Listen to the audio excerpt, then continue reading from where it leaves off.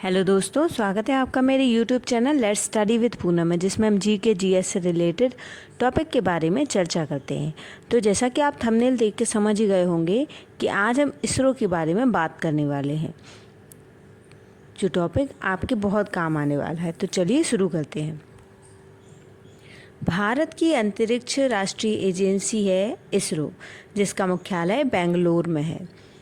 यह अंतरिक्ष विभाग के तहत संचालित होती है, जिसकी देखरेख सीधे भारत के प्रधानमंत्री करते हैं, जबकि इसरो के अध्यक्ष DOS के कार्यकारी के रूप में कार्य करते हैं। इसरो अंतरिक्ष आधारित अनुप्रयोगों और अंतरिक्ष अन्वेषण और संबंधित प्रौद्योगिकियों के विस्तार और उसके विकास से संबंधित कार्यों को करने के लिए भारत की प्राथमिक एजेंसी है। यह दुनिया की 6 सरकारी अंतरिक्ष एजेंसियों में से एक है, जिसके पास पूर्ण प्रक्षेपण क्षमताएं हैं। इसरो उन एजेंसियों में शामिल है जिसके पास क्रायोजेनिक इंजन है, जो अतिरिक्त स्थलीय मिशन को लॉन्च करती है और कृत्रिम उपग्रहों के बड़े बेड़े को संचालित करती है। अंतरिक्ष अनुसंधान की आवश्यकता को पहचानने वाले वैज्ञानिक विक्रम साराभाई के आग्रह पर 1962 में परमाणु ऊर्जा विभाग के तहत जवाहरलाल नेहरू ने अंतरिक्ष अनुसंधान के लिए भारतीय राष्ट्रीय समिति की स्थापना की और INCOSPAR यानी इनकोस्पार विकसित हुआ।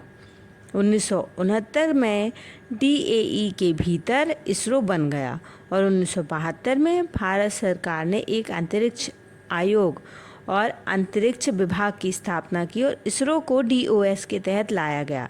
इस प्रकार इसरो की स्थापना ने भारत में अंतरिक्ष अनुसंधान गतिविधियों को संस्थागत रूप दिया। इसरो ने भारत का पहला उपग्रह आर्यभट्ट बनाया और इसे 19 अप्रैल 1975 को सोवियत संघ द्वारा लॉन्च किया गया। 1980 में इसरो ने अपने स्वयं के SLV-3 पर उपग्रह RS-1 को लॉन्च किया, जिससे भारत कक्षीय प्रक्षेपण करने में सक्षम दुनिया का 6ठा देश बन गया।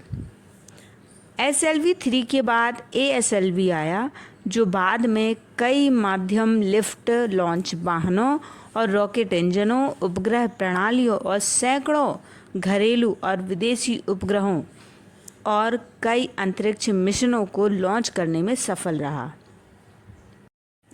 इसरो के पास रिमोट सेंसिंग उपग्रहों का दुनिया का सबसे बड़ा समूह है और यह 2 उपग्रह नेविगेशन सिस्टम गगन और नाविक संचालित करता है। इसने चंद्रमा पर 2 और मंगल पर 1 मिशन भेजा है।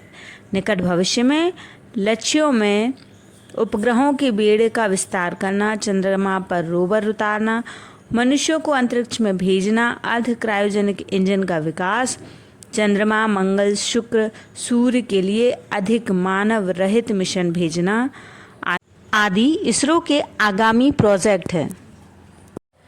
थुम्बा से शुरू हुआ भारत का अंतरिक्ष सफ़र काफ़ी आगे निकल चुका है। इसी कड़ी में भारत ने 22 अक्टूबर 2008 को पहले चंद्र मिशन के तहत चंद्रयान-1 को सफलतापूर्वक प्रक्षेपित किया था। 22 अक्टूबर 2018 को पहले चंद्र मिशन के 10 साल पूरे हो गए हैं। इस मिशन से पृथ्वी के एकमात्र प्राकृतिक उपग्रह चंद्रमा के रहस्यों के बारे में जानने में न सिर्फ भारत को मदद मिली, बल्कि दुनिया के वैज्ञानिकों के ज्ञान में भी प्रसार हुआ है। प्रक्षेपण के सिर्फ 8 महीनों में ही चंद्रयान-1 ने मिशन के सभी लक्ष्यों और उद्देश्यों को हासिल कर लिया था। आज भी इस मिशन से जुटाए आंकड़ों का अध्ययन दुनिया के हर वैज्ञानिक कर रहे हैं। इस मिशन से दुनिया भर में भारत की साख बढ़ी है। इसरो द्वारा 2008 में प्रक्षेपित चंद्रयान-1 के साथ M3 उपकरण भेजा गया था। वैज्ञानिकों ने नासा के मूल M3 के से प्राप्त आंकड़ों का इस्तेमाल कर अध्ययन किया और इस निष्कर्ष पर पहुंचे कि चंद्रमा की सतह पर जल हिम के रूप में मौजूद है। M3 उपकरण न केवल ऐसे डाटा को एकत्र करने में सक्षम है जो बर्फ के परावर्तन और गुणों को प्रदर्शित करते हैं, बल्कि यह अपने अणुओं को इंफ्रारेड लाइट को अवशोषित करने के विशिष्ट तरीके को भी नापने में सक्षम है। इसलिए यह जल और वाष्प और ठोस बर्फ के बीच अंतर कर सकता है। यदि हमारा वीडियो पसंद आता है तो हमारे चैनल को लाइक, शेयर और सब्सक्राइब जरूर करें। धन्यवाद दोस्तों।